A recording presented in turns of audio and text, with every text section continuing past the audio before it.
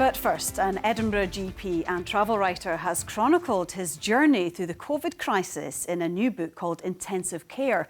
Dr. Gavin writes about his life and work in 2020 as the pandemic wreaked havoc all around him. He describes the isolation of the elderly and the huge rise in mental health issues that many of his patients struggled with. He spoke to Scotland Tonight. So, Gavin, how would you sum up your experiences of 2020?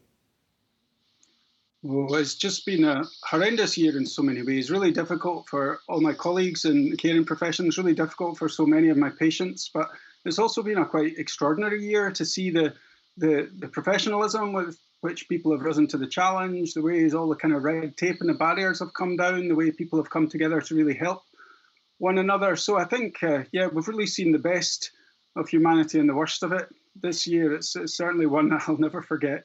And at what point at the beginning of 2020 did you realise this was going to be a year like no other?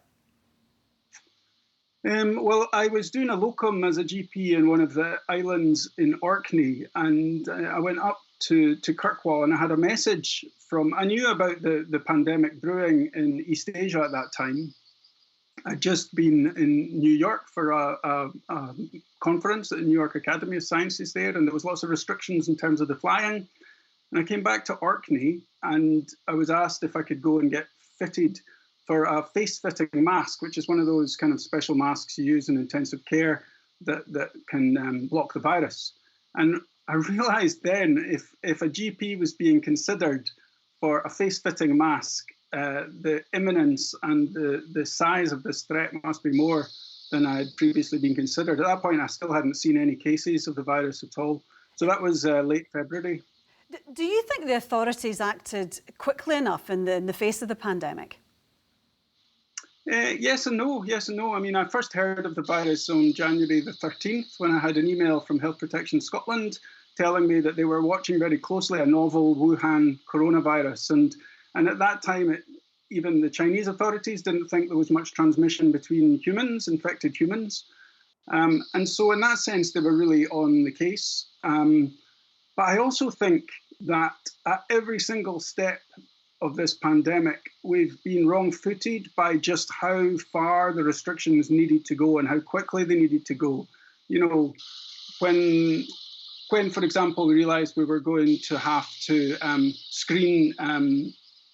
screen all contacts of infected people, when we realised we might need to close the schools, when we realised we might need to consider quarantine for all incoming tourists to the country. Each of those steps, it was as if people in power couldn't really believe we would have to go that far. And so I think we did end up taking them later than we might have. Every Western country has struggled with this for exactly the reason that we're not used to that level of state intrusion in our lives. And so I really feel for the people actually that were having to make these kind of extraordinary sweeping changes and impose these kind of state decisions into our lives so intimately. You write about the many encounters with your patients, and one that really struck me was the elderly man to whom family was everything, and he wasn't able to see his great-grandchildren, and he didn't see them for about 4 months, and you went to see him and he'd really deteriorated, and you said to the family, what exactly is it we are saving him for? You know, that really struck me. Yeah. I suppose that's the case for so many elderly people. Yeah, for so many, Rona. And you know, I should point out that these cases in the book have been carefully anonymised. Nobody needs to worry they're going to find themselves in the book. But at the same time, that's a conversation I have all the time. So many of my patients in their late 80s and in their 90s have had the most awful time this year because, and this is coming from their words, not mine, that they say to me, I might not have that much time left. And to have the last months or years of their lives so constrained, unable to see the people that they love because this virus spreads through touch and through voice. You know, it attacks the most basic elements of our humanity, really. And I think that many of my elderly patients have found that extraordinarily hard. And they don't want to put themselves at risk because they don't want to end up in hospital. But at the same time, for them, the really important thing is to be able to see their family, see their great-grandchildren, and for that to be denied for so long. I think if we didn't have a vaccine on the horizon the way we do now, people would really be starting to despair. But we do have a vaccine. So, yes, thank goodness. You also write about the huge number of mental health issues that you're coming across, and you describe it as a silent epidemic of despair. And do you fear that we may only be seeing the tip of the iceberg? Yeah, very much. I mean, as a general GP, you know, about a third of my workload is to do with mental health. But over the last 12 months, it's increased to at least half. Sometimes, some days, it's as much as 2/3, because people have found this so extraordinarily difficult. And, you know, I work between 4 different roles, partly in the out-of-hours service, mostly West Lothian, partly in my own practice in the centre of Edinburgh, partly as a locum with the homeless practice in Edinburgh's Grassmarket, and partly, as I mentioned, in Orkney. And across all those 4 roles, I've seen this huge surge in mental health problems starting to dominate, because it's not normal for us as human beings. You know, we're social gregarious animals.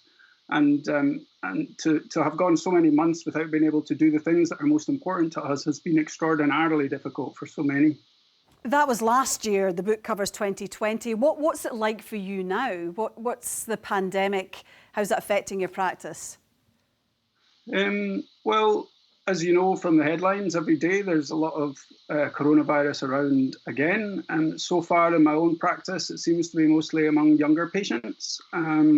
And so far, I haven't had to admit anybody to hospital for a few weeks, 2 or 3 weeks with coronavirus. So although it dominates everything, the bulk of my work is dominated by the effects of the restrictions. I think that we have to find the best way we can to limit the spread of it until we can get enough of the population vaccinated. This is a virus that can kill about 2% of the population of people who get it. It can kill 10 to 15% of the elderly and the vulnerable. And so even if you don't fall into those categories, people sometimes take months to recover. They feel breathless and ill and unwell for a long, long time. And so you really don't want to catch it if you possibly can. And the vaccines are coming soon. Absolutely. Well, Gavin, I really enjoyed your book. Goodness knows where you found the time to write it, but it was a great read. Thank you very much indeed for joining us on Scotland Tonight. Thanks, Rona.